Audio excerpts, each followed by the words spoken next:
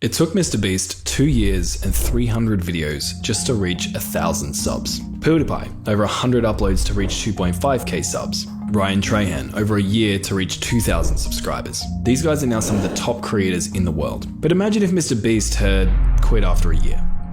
Or PewDiePie quit after 50 videos.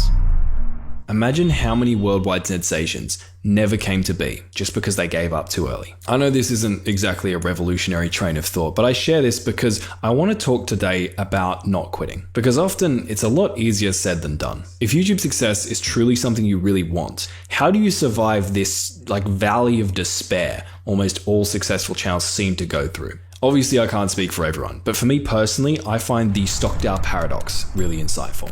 On September 9th, 1965, during the height of the Vietnam War, Admiral Jim Stockdale was shot down over Vietnam. He parachuted directly into enemy hands where he was severely beaten, but unfortunately for him, that was just the beginning of his nightmare. Stockdale was taken to the infamous Hanoi Hilton, where he spent much of his time locked in a filthy, windowless, 3x9 foot concrete cell. He barely had enough room to lie down. Stockdale spent 7.5 years here, and during that time, he was interrogated and tortured over 20 times. But amidst all of this, somehow Stockdale refused to break. Not only did he survive, but he continually chose to defy his captors. For example, one time they wanted to publicly parade him around for propaganda, but he ruined their plans by slashing open his scalp and beating his face with a wooden stool so that he was disfigured and puffy and couldn't be shown on camera. Okay, that's a wild story, but what does this have to do with YouTube? Well, years after Stockdale's ordeal, in an interesting interview, he was asked this question. Under such horrific conditions, who are the prisoners that don't make it out alive? Oh, that's easy, he replied. It's the optimists. They were the ones who said, we're going to be home by Christmas. And Christmas would come, and Christmas would go.